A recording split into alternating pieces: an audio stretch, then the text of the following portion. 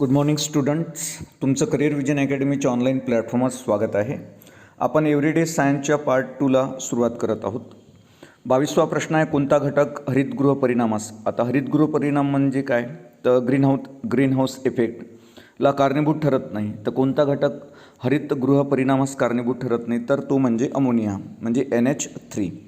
पुढे चलू आपण. प्रश्न क्रमांक 23 पहा. हरितगृह परिणामास म्हणजे ग्रीन हाऊस इफेक्टला कारणीभूत ठरणारे घटक कोणते. तर ग्रीन हाऊस इफेक्टला कारणीभूत ठरणारे घटक आहे कार्बन डायऑक्साईड, मिथेन CH4, त्याच्यानंतर डायनायट्रोजन ऑक्साईड. हे हरितगृह परिणामास कारणीभूत ठरणारे घटक आहेत, हे लक्षात ठेवा. प्रश्न क्रमांक 24. ज्या केंद्रभागाचे अनुक्रमांक आणि अणुवस्तुमानांक विविध असतात पण न्यूट्रॉनची संख्या समान असेल तर त्यांना काय म्हणतात, तर त्यांना आपण आयसोटोन्स म्हणतो. प्रश्न क्रमांक 25 पहा. फेरेडेचा विद्युत अपघटन नियम कशाशी संबंधित आहे. फेरेडेचा विद्युत अपघटन जो नियम आहे तो सममूल्य भाराशी संबंधित असतो, ज्याला इक्विव्हॅलेंट वेट असे म्हणतात. प्रश्न क्रमांक 26. स्थिरांकाचं एकक काय आहे, तर स्थिरांकाचं जे एकक आहे व्हॅन डर वॉल्स हे स्थिरांकाचं एकक आहे. प्रश्न क्रमांक 27. व्हिटॅमिन B12चे स्रोत कोणते आहेत, तर व्हिटॅमिन B12चे स्रोत आहेत मासे, यकृत व लहान आतड्यांमधील जीवाणू. हे व्हिटॅमिन B12चे स्रोत आहेत. प्रश्न क्रमांक 28. कोणते वनस्पती संप्रेरक फळे पिकवण्याच्या क्रियेला नियंत्रित करतात, तर इथिलीन हे जे संप्रेरक आहे ते फळे पिकवण्याच्या क्रियेला नियंत्रित करतात. त्याच्यानंतर पुढं प्रश्न क्रमांक 29. वृषण हे साधारणतः कधी अंडकोशामध्ये उतरतात, तर बाळाच्या जन्माच्या वेळेस ते अंडकोशामध्ये उतरतात, हे लक्षात ठेवा. प्रश्न क्रमांक 30. कोणते नायट्रोजनयुक्त टाकाऊ पदार्थ आहेत, तर नायट्रोजनयुक्त टाकाऊ पदार्थ किडनीमधले अमोनिया, युरिया, क्रिएटिनाइन हे नायट्रोजनयुक्त टाकाऊ पदार्थ आहेत. प्रश्न क्रमांक 31. कोणता नायट्रोजनयुक्त टाकाऊ पदार्थ नाही, तर नायट्रोजनयुक्त टाकाऊ पदार्थ नाही आहे क्रिएटिन, हा नायट्रोजनयुक्त टाकाऊ पदार्थ नाही. प्रश्न क्रमांक 32. वनस्पती वाढीसाठी अत्यावश्यक भूमिका प्रदान करणारा अन्नद्रव्य कोणता, तर तो म्हणजे नत्र म्हणजे नायट्रोजन. हा वनस्पती वाढीसाठी अत्यावश्यक भूमिका प्रदान करणारा अन्नद्रव्य आहे. प्रश्न क्रमांक 33. कोणता ग्रुप ड्युएल प्लांट म्हणून ओळखला जातो, तर लायकेनला ड्युएल प्लांट असं म्हणतात, हे अत्यंत महत्त्वाचं लक्ष ठेवा. प्रश्न क्रमांक 34 आपण पाहत आहोत. बटाटे, कांदे यासारख्या भाज्यांना कोंब येऊ नयेत यासाठी कोणत्या किरणांचा मारा त्यावर करतात, तर गॅमा किरणांचा करतात. गॅमा किरणांची भेदनशक्ती खूप जास्त असते आणि आयनन शक्ती कमी असते. प्रश्न क्रमांक 35. HIV लागणाच्या व्यवस्थापन आणि उपचारासाठी कोणतं औषध वापरतात, तर लक्षात ठेवा रिटोनावीर हे औषध HIV लागणाच्या व्यवस्थापन आणि उपचारासाठी वापरले जाते. प्रश्न क्रमांक 36. हवाबंद डब्यातील खाद्यपदार्थांमध्ये कोणता जीवाणू वाढण्याची शक्यता असते, तर क्लोस्ट्रीडियम हा जीवाणू वाढण्याची शक्यता असते हवाबंद डब्यातील खाद्यपदार्थांमध्ये. प्रश्न क्रमांक 37. सॅलमँडर या प्राण्याचं वर्गीकरण कोणत्या वर्गात करतात, तर सॅलमँडर या प्राण्याचं वर्गीकरण उभयचर वर्गात करतात आणि तो युरेडेला या गणामध्ये येतो. प्रश्न क्रमांक 38. कोणता प्राणी अरीय सममित आहे, तर तारामासा हा अरीय सममित आहे. प्रश्न क्रमांक 39. कोणती वनस्पती बहुतांशी हिरवळीचं खत म्हणून वापरली जाते आणि तिची तृणधान्याच्या पिकाबरोबर फेरपालट म्हणून लागवड करतात, तर ते म्हणजे सेसबानिया कॅनाबिना, ज्याला आपण धैचा म्हणतो. याची पिकाबरोबर फेरपालट करतात, त्यामुळं जमिनीचा पोत सुधारतो.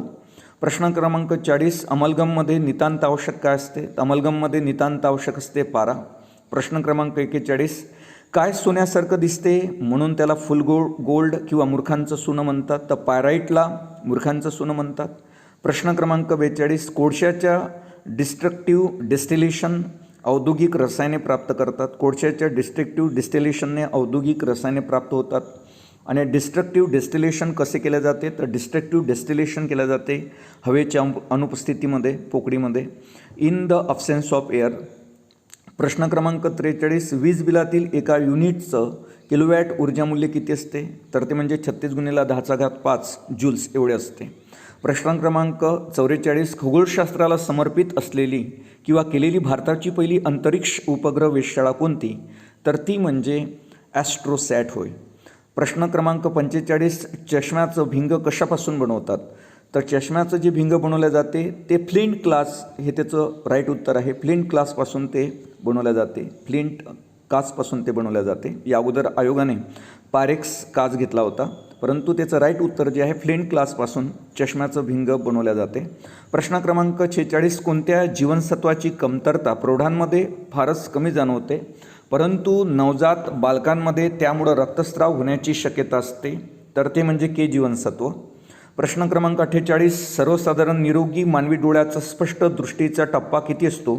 तर तो म्हणजे 25 सेंटीमीटर. प्रश्न क्रमांक 49, किडनीच्या कार्याचं व रचनेचं एकक कोणतं? तर ते म्हणजे नेफ्रॉन. प्रश्न क्रमांक 50, तर एका मिनिटात मूत्रपिंडातून किती रक्त वाहते? 1 लिटर. एका डेमध्ये किडनीतून जवळपास 180 लिटर रक्त वाहते. प्रश्न क्रमांक 51, मानवी किडनी स्टोनमध्ये आढळणारं महत्त्वाचं संयुग कोणतं असते? तर मानवी किडनी स्टोनमध्ये आढळणारं महत्त्वाचं जे संयुग असते ते कॅल्शियम ऑक्झॅलेट असते. प्रश्न क्रमांक 42, सामान्यतः किडनीमधून कशाचं गाळण होत नाही? तर सामान्यतः किडनीमधून साखरेचं गाळण होत नसते. प्रश्न क्रमांक 53, सामान्यतः किडनीमधून कशाचं गाळण होते? तर सामान्यतः किडनीमधून अमोनिया, युरिक ॲसिड आणि पाणी यांचं गाळण होत असते. प्रश्न क्रमांक 54, हायपरपॅराथायरॉइडिझममुळे काय होण्याचा संभव असतो? तर किडनी स्टोन होण्याचा संभव हायपरपॅराथायरॉइडिझममुळं होण्याचा संभव असतो. पुढं चलू आपण. प्रश्न क्रमांक 56, मूत्रातून रक्त उत्सर्जित होणे म्हणजे काय? तर मूत्रातून रक्त उत्सर्जित होणे याला आपण हिमॅच्युरिया म्हणतो, म्हणजे रक्तरंग मूत्र म्हणतो, त्यालाच हिमॅच्युरिया असं म्हणतात. जर रक्तातून म्हणजे मूत्रातून रक्त उत्सर्जित होत असेल तर त्याला हिमॅच्युरिया असं म्हणतात, हे लक्षात ठेवा. प्रश्न क्रमांक 57 आहे, रक्तातील युरियाचे प्रमाण जास्त होणे. रक्तातील युरियाचे प्रमाण जास्त होणे याला काय म्हणतात? युरेमिया म्हणतात. प्रश्न क्रमांक 58, मूत्रातून ग्लुकोज जाणे म्हणजे काय? तर मूत्रातून ग्लुकोज जाणे म्हणजे त्याला आपण मधुमेह म्हणतो किंवा डायबिटीज म्हणतो. प्रश्न क्रमांक 59, Bowman's loop of Henle collecting duct हे कशाचे भाग आहेत? तर Bowman's loop of Henle collecting duct हे नेफ्रॉनचे भाग आहेत. नेफ्रॉन हे किडनीचे एकक आहे आणि एका किडनीमध्ये 10 लाख नेफ्रॉन्स असतात, हे लक्षात ठेवा. प्रश्न क्रमांक 60, नेफ्रॉनमध्ये असणाऱ्या कपाच्या आकाराची चाळणीसारखी रचनेला काय म्हणतात? नेफ्रॉन. आता किडनीचं एकक मी तुम्हाला सांगितलं, नेफ्रॉन हे किडनीचं एकक आहे. एका किडनीमध्ये 10 लाख नेफ्रॉन असतात. मग नेफ्रॉनमध्ये असणाऱ्या कपाच्या आकाराची चाळणीसारखी रचना जी असते त्याला बोमन्स म्हणतात. प्रश्न क्रमांक 61, नेफ्रॉनमध्ये जी यू आकाराची बारीक नलिका असते तिला काय म्हणतात? तर नेफ्रॉनमध्ये जी यू आकाराची बारीक नलिका असते तिला लूप ऑफ हेनले म्हणतात.